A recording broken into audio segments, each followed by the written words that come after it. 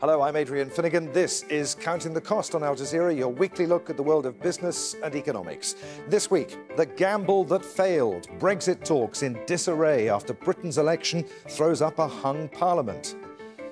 Also this week, diverted flights, concerns about food and construction materials, the economic impact of the regional embargo on Qatar.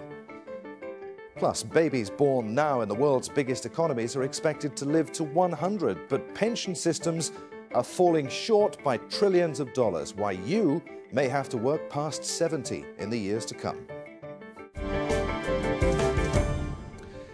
So, it was meant to strengthen the British Conservative Party's hand in the lead-up to Brexit negotiations, but Theresa May's call for an early election backfired spectacularly. Her party did come out on top, but fell short of a majority, hobbled by a stumbling campaign and a resurgent opposition. As Prime Minister Theresa May had advocated a hard Brexit, a withdrawal that includes a clean break from the European Union's single market and customs union. And her government has already triggered Article 50 of the EU Lisbon Treaty, which could see Britain formally leaving the EU by March 30th, 2019. But the uncertainty of a hung parliament has raised concerns about Britain's ability to negotiate divorce terms by then that would ensure that people and businesses are not stuck in legal limbo. Well, on Friday morning, when it was all over bar the shouting, I spoke to Simon French, chief economist at the investment bank and corporate broker Panmure Gordon & Co. He was earlier with the UK government, where he helped implement spending reforms during David Cameron's leadership. Simon, great to have you with us on Counting the Cost. David Cameron gambled and lost. Theresa May gambled and lost. We now have a hung parliament in the UK. The pound has dropped against the dollar. The markets are jittery. What do you make of it all? Yeah, good morning. So it feels like a case of once is unfortunate, you cite David Cameron's gamble, and now twice seems like carelessness on the behalf of the Conservative Party, and they really are reeling this morning. Markets, it has to be said, equity markets are actually up in the UK, but a lot of that is because the UK index has a lot of international earnings, which of course are more valuable, with sterling down almost 2% in early trading. Actually, if you look through the short-term adjustment, a lot of investors just didn't see this coming. It has been another bad night, not just for the Conservative Party, but for the polling industry. If you actually look through this, potentially growth and the softness of Brexit will actually mean that the UK will do quite well out of this, but that's not on investors' mind this morning. All right, so what does this mean for Brexit talks? Of course, they're due to begin, what, within the next week or so? That's right. There's only 10 days now before the stated time for the commencement of UK-European Union negotiations. Now, there is a question mark as to whether that will go ahead to that timescale, particularly if Theresa May, the sitting Prime Minister, struggles to find a coalition partner, tries to govern as a minority government. Will the EU leaders give her a bit of extra time? I mean, there's a lot of political undercurrent here, but you're absolutely right. The Brexit negotiations will be the key element defining this summer, and it has to be said, she went to the country saying, I want a stronger hand in Brexit negotiations, and they've given her undoubtedly a weaker hand. All right, so does that mean that we're likely to end up with a softer Brexit as far as the UK leaving the European Union is concerned? Yeah, that is certainly my assessment. I think if we had had a large Conservative majority, which is what all the polling was pointing to, then she could, this is Theresa May, she could push through her vision of Brexit, which is outside the single market, outside the customs union, and with tight controls over migration, and not giving much money into the EU pot in terms of paying for access. Now, of course, if she's got to be constantly making deals throughout this Parliament, or indeed if she falls, and there is a lot of negotiation or a lot of discussion as to whether she will be leading this Conservative minority government, whoever it is are going to have to make deals with other political parties, and almost every other political party that has an MP in the new Parliament wants a softer version of Brexit. So I think all the pointers are suggesting a softer vision of the UK's relationship with the EU than was the case 24 hours ago. As we said, Theresa May's Conservatives have, well, they've won, but with a reduced majority. There's a hung Parliament. Was Brexit the issue that lost this election for the Conservatives? That's what they fought the campaign on. However, the left, the Socialists, the Labour Party fought it on issues like austerity, healthcare, and public services. I think it's a really good question because there's a danger for international observers just to look at the UK and go, surely all the discourse is about Brexit, but it isn't. And I think the success of the Labour Party overnight in winning more seats than wildly more seats than was expected is because they tapped in to anxiety over public spending cuts since 2010, anxiety over the state of the National Health Service, and also concerns with youth voters of the amount of student debt and access to UK housing.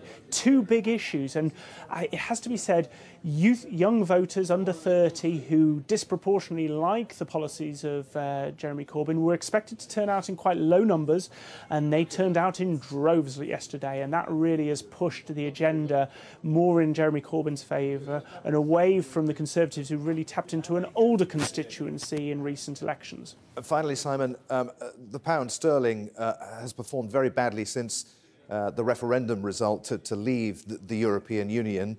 It suffered badly overnight when the hung parliament, when it looked like we were heading for a hung parliament in the UK. What's the outlook for the pound now? Yeah, short term, undoubtedly, people are getting out of UK assets, particularly UK financial assets, just because no one saw this coming, want to position away, anticipating a bit of a sell-off. But medium term, I'm actually more bullish for the outlook for sterling, and the reason being, going back to that Brexit word, it's a softer version of Brexit. Really is, every time we've had that kind of discussion since the vote, sterling has strengthened, and therefore if the politics plays out to deliver a softer Brexit, you'd expect sterling to outperform in that environment. Simon, great to talk to you on Counting the Cost. Many thanks indeed for being with us. Now, Qatar says its citizens and residents won't face economic hardship despite the embargo imposed by its Gulf neighbours Saudi Arabia and the United Arab Emirates and Bahrain. Here's how sea, air and land restrictions are playing out right now. Qatar's a tiny desert nation that relies heavily on imports. A significant quantity of food was coming in from its only land border with Saudi Arabia. Qatar's foreign minister puts the figure at 16%. Now, trucks carrying food were stuck on the Saudi side, unable to get in.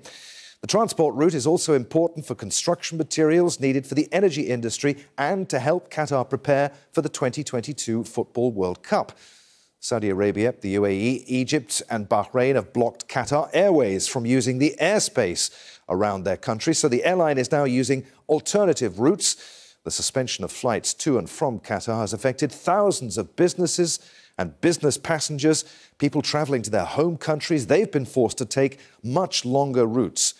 Now, Saudi and the UAE ports are blocking Qatari-flagged vessels and ships, and that's affected aluminium exports from the Qatalum plant, which produces more than 600,000 tonnes of the metal a year. But the plant owners say that they've found new sea routes.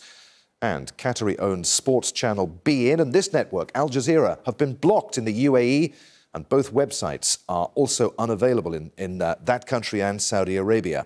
beIN has the sole rights in the Middle East to broadcast major sporting events like the English Premier League and the Tennis French Open. Well, joining us here in Doha is Abdulaziz Al Khor, who is the CEO of Qatar Finance and Business Academy, a group focusing on training professionals in the finance and banking sectors. Welcome to Counting the Cost. Of course, Qatar shares a land border with Saudi Arabia. That's now closed because of this crisis, as people are calling it. What impact is that going to have, particularly on supplies, groceries, food, basic staples that people rely on that come across the border from Saudi Arabia? This is not the first crisis Qatar goes through. From 2008 to 2014 to 2016, Qatar has gone through a different regional and global crisis. Therefore, and since that time, Qatar has developed a contingency and emergency plan, I mean, to deal with such a kind of crisis. Therefore, in terms of food and supply, I don't think Qatar is facing a serious problem over there. Although 33% of what we import from Saudi Arabia is the food and animal products and dairy products. However, for Qatar to find an alternative suppliers, it's much easier than Saudis to find alternative clients in this period of time. What about construction material, though? Of course, Qatar preparing for the World Cup in 2022. A lot of big construction projects going on here at the moment. The metro, there's the World Cup stadiums, all of the accommodation that's being built here. A lot of that construction material comes across the border too. It's opposite. Actually, most of the construction material comes through Hamad port, not through the Saudi's port. Although some steel and some materials, but very minimal materials come through the border. The second point, most of the companies who are doing the infrastructure for the metro and for the World Cup 2022 are an international companies, companies who have a different and secure supply chain. What about Qatar Airways, the national carrier? It's been restricted from flying through Saudi, Bahraini, UAE airspace. It's having to take different routes out of the country to all its international destinations. And of course, it can't fly to anywhere in the UAE, Saudi Arabia, or to Bahrain. What impact is that going to have on Qatar Airways' bottom line? Actually, there was an impact in the first 1 or 2 days till Qatar Airways assured everybody that they rerouted their destination. The only impact on the destinations, the 4 destinations that are included in the sanction. Yes, there will be some marginal financial impact, increase of maybe a fuel consumption or something like this. But let me tell you this. For example, for the United Arab Emirates airline, they announced that they are bleeding by 82% before even the sanction. Just imagine, I mean, losing also an extra destination and extra travels. Yes, it's not just Qatar Airways that can't fly there. Etihad and Emirates can't fly to Doha. Therefore, I hope that everybody will think of the global and regional effect and impact of this. What about stock markets and the Qatari rial? Stocks fell when the crisis began to develop. By Thursday, they were back up again. What is the wider impact going to be on Qatar's economy and this sovereign wealth fund that it's got, the huge investments that it's made right around the world? You know that stock markets are very sensitive for bad news and for good news. Therefore, first day there was a panicking, there was a fall of the price, not only in Qatar exchange, stock exchange, but in the whole region as well. Second day started to pick up. Thursday, it's limit up. I mean, the volume of orders I have seen on Thursday, I have not seen for a long time. So why do you think people are so optimistic? What's behind this bullish attitude? Because now they are aware of the contingency plan that this country has made, the measures. Even in the groceries, there was first hours of the announcement, there was a little bit of panicking. And you know, that panic breeds panic, but this did not happen. Business as usual, hypermarkets as usual, food supply is as usual. So this country has done its homework, actually. All right, what about the threat to Qatar's major export, its main export, and that is liquefied natural gas?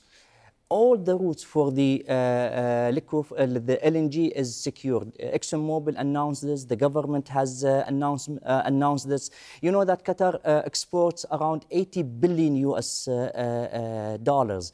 Japan #1, Korea number 2, China, India.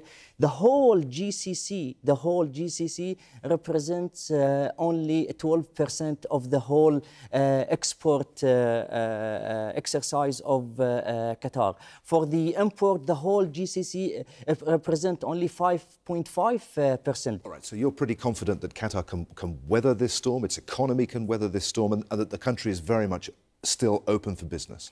Still business as usual. You just refer to the sovereign fund. Sovereign fund is a strategic fund, does not get affected by an emerging crisis or something like this.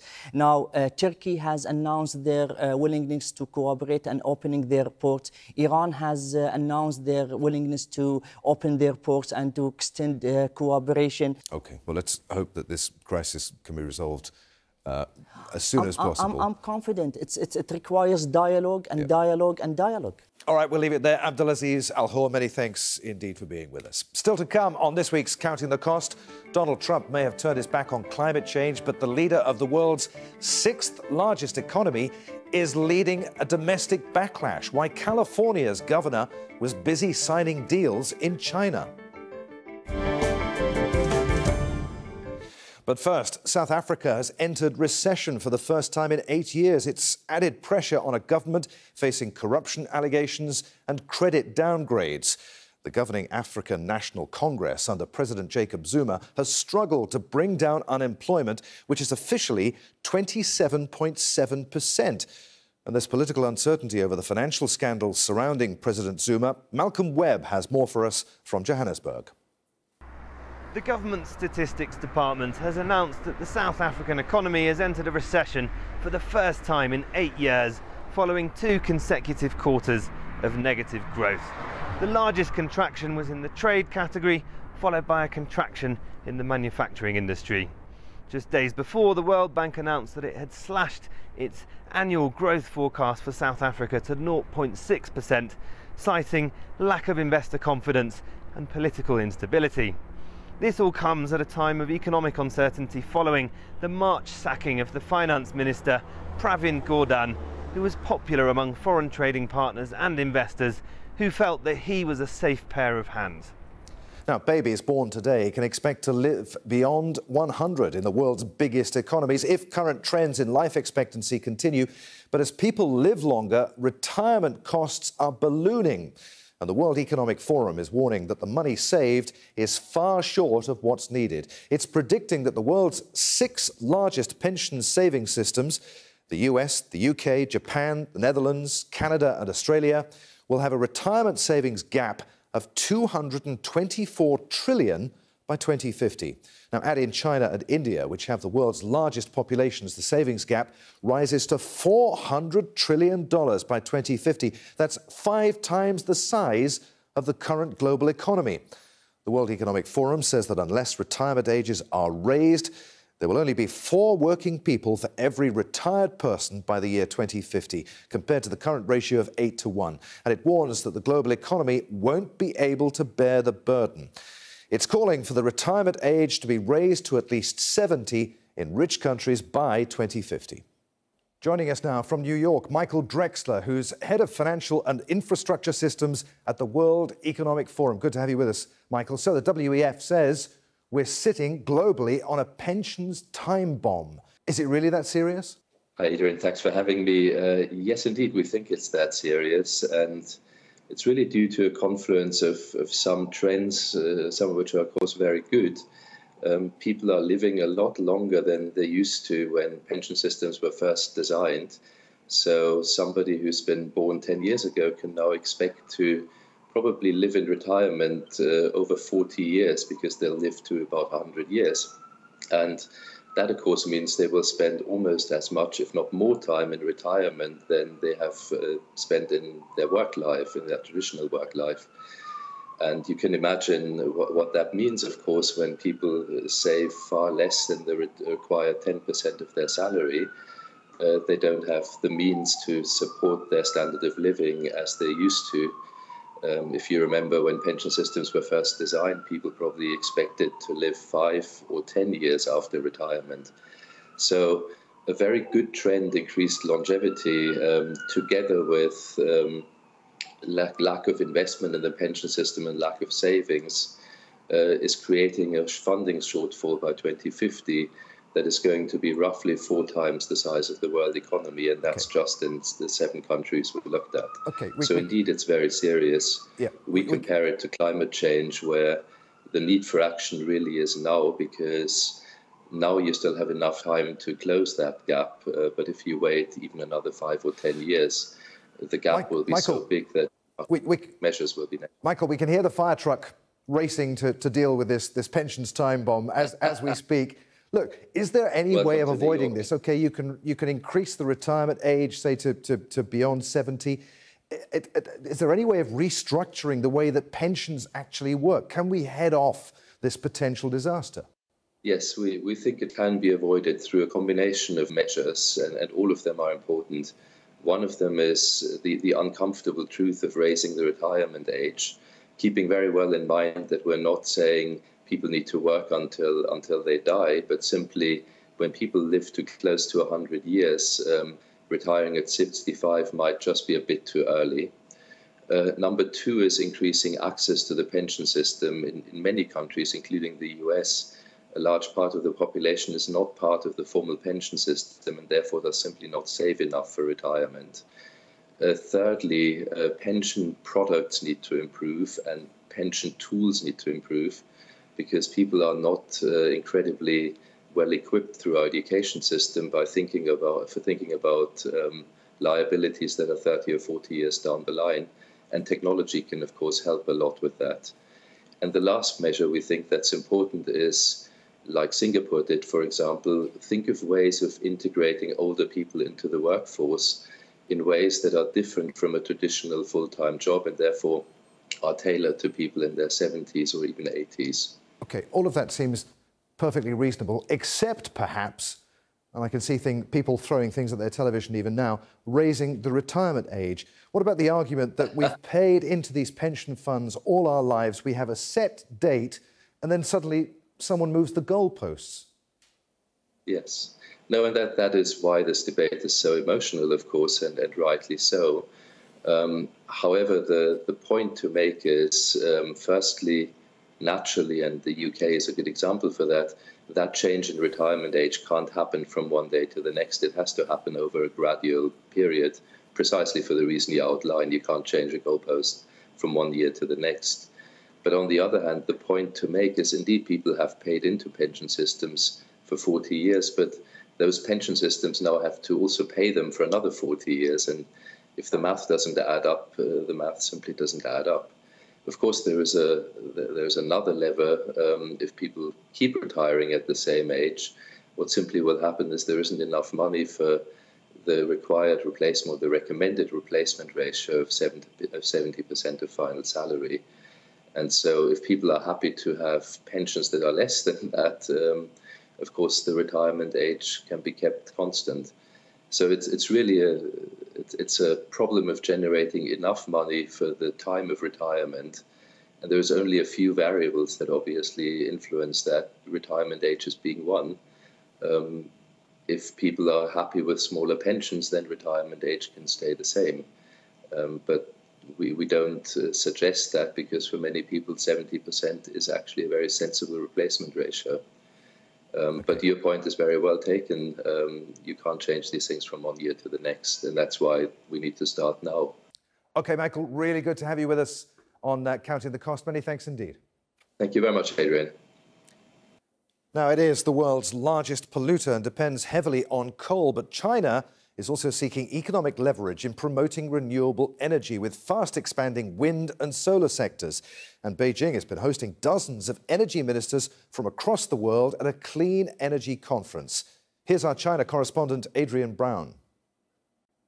This clean energy conference here in Beijing is happening at a very timely moment. On the very day it's been confirmed that the acting US ambassador here in China has resigned because he's apparently upset with Donald Trump's decision to walk away from the Paris climate change agreement. That's an agreement that China has recommitted itself to. So this conference is another opportunity for China to engage in what you might call climate change diplomacy. Now, China's leaders insist that they want to achieve strong economic growth, but not at the expense of dirty air and dirty water. That's, of course, a big shift from its position several years ago when Chinese leaders were very much climate change skeptics. Now they say they are on the side of those who believe in climate change.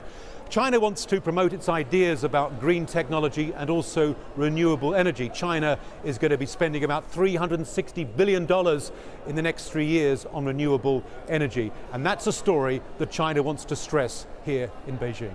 Well, the climate change diplomacy that Adrian was talking about there signals Beijing's bid for leadership now that the Trump administration has backed out. But several American politicians at the state and local level have pledged to tackle global warming themselves. And a prominent voice is the leader of the world's 6th largest economy, Jerry Brown, the governor of California. He signed agreements with China to work together on reducing emissions and promote green technologies. California will do more, and we want to partner with the various provinces in China and other countries. And we want to not fall into the protectionist trap where we're buy California, buy China, buy America. No, buy the future, buy green, buy humanity. India has launched a communications satellite using its most powerful rocket. Weighing more than 3,100 kilograms, the GSAT-19 satellite is the heaviest India has tried to put in orbit. New Delhi's been touting the low cost of its space program as it bids for a bigger share of the global market. In February, the country launched 104 satellites in a single mission, most of them for foreign customers. And that's our show for this week. Don't forget you can get in touch with us. Tweet me at @afinnegan.